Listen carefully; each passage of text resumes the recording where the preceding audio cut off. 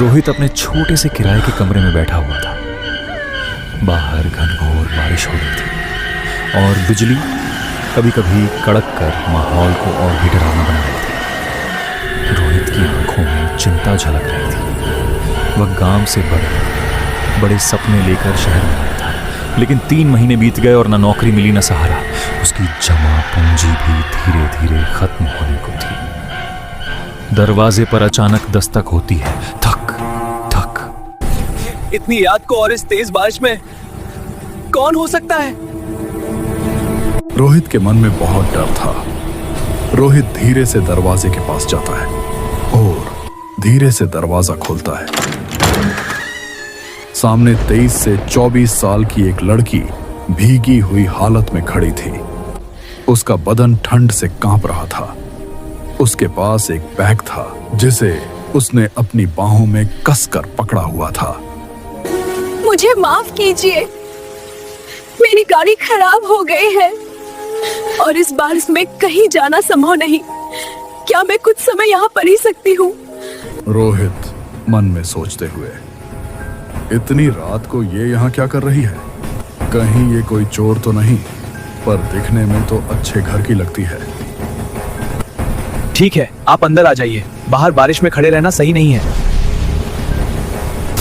रोहित अपनी तौलिया उसे देता है और कॉफी लेकर आता है।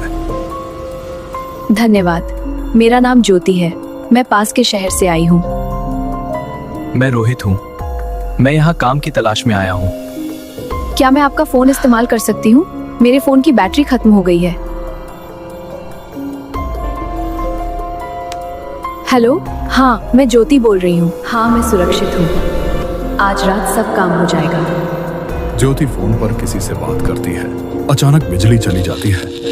रोहित टॉर्च जलाता है और ज्योति गायब हो जाती है। तभी दरवाजे पर फिर से दस्तक होती है।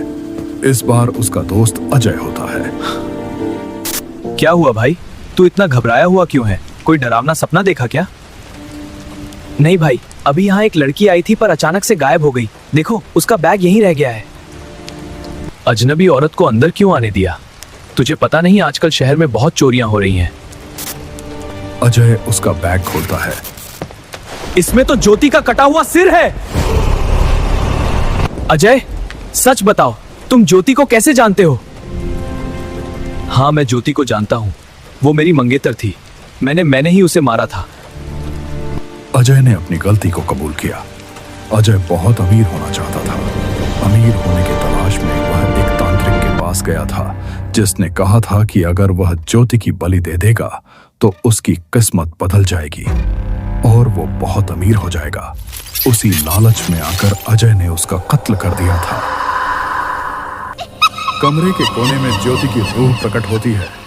उसके चेहरे पर खून के निशान होते हैं। ज्योति, मुझे माफ कर दो। मैं तुमसे बहुत प्यार करता हूँ। अरे मेरे शोना बाबू, तुम तो सच में रोने लगे। तुमने एक बार भी मुझे देखने की कोशिश नहीं की, तो मैंने सोचा मैं ही तुमसे मिलने आ जाऊं। ज्योति ने अपने नाखूनों को बड़ा किया और एक ही झटके में अपने नुकीले नाखूनों वाली उंगलियां अजय की गर्दन में गाड़ दी। अजय की चीख उसके गले में ही अटक गई। ज्योति अजय के कटे हुए सिर को गोद में लेकर लोरी गा रही होती है।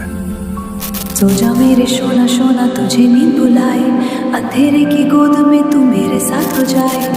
अजय का अंत हो जाता है और रोहित उस कमरे को छोड़कर चला जाता है और रोहित उस खौफनाक रात को कभी नहीं भूल पाता।